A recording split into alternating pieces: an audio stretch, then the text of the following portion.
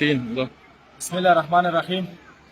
زه په ضلع خیبر کې په هغه کیمپ کې موجود یم چیرته چې د بر وطن افغان کډوال ایسار کړل شوي دي. لکه څنګه تاسو ته پته ده چې لاس 15 ورځې مخکې د افغانستان او د پاکستان ترمنځ کومه شخړه راغلې وه، کم جنګ شوی، د هغې په سلسله کې د تجارتي لارې چې کومې د پاکستان او د افغانستان ترمنځ دي دا بند کړل شوي دي، ګیټونه بند دي. د هغې د وجې نه چې کوم د بر وطن کډوال دي هغوی ډېر په سختو ستونزو کې دي، د ډېر سختو مشکلاتو سره مخامخ شوي دي. مونږ دلته راغلي یو په دا کیمپ کې تاسو ته مونږ انشاءالله ټول حل ښایو. په دومره سخت تکلیف کې دي چې دوی ته د ژوند د تېرولو هغه سهولت نشته، دوی ته د څښلو اوبو بندوبست نشته، د صفا اوبو د لامبلو د اوبو بندوبست نشته، د خوراک بندوبست نشته، د شپې بندوبست نشته، مکمل انتظامات دوی ته نشته. د ډېر په سختو کې د دوی ژوند دی. مونږ د بعضې ملګریو په خوریو محنت سره چې هغوی د مونږ سره مرسته وکړه، هغو منډه ووهله.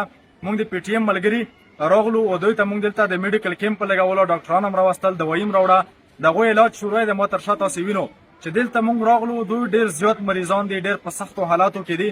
مونږ میډیکل کیمپ هم لګولی دی او ورسره انشاءالله چې د مونږ د نن نه بعد د مونږ دلته روزانه بنیاد باندې میډیکل کیمپ لګېدلی وي، روزانه بنیاد باندې مونږ انشاءالله د روټۍ انتظامات ورته کوو، ځکه چې دوی ته نه د روټۍ انتظامات شته، نه د اوبو انتظامات شته، نه د شپې د تېرولو انتظامات شته.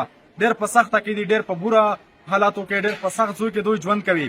بهر ته چې د مونږ څومره ملګري دي هغوی ته مونږ ریکویسټ دی چې د دغو د اواز بدرګه کړو، د مونږ سره ودرېږو. دلته مونږ ته په ګراوند موجود یو، خو د مونږ سره چې د تاسې مرسته نه وي مونږ هېڅ نشو کولی. مهرباني وکړو چې څه قسمه وي، چې په څه حال کې وي او په څه کې کوشش کوي چې د مونږ سره دوی ودرېږي، مرسته راسره وکړي. دلته مونږ دوی ته موجود یو.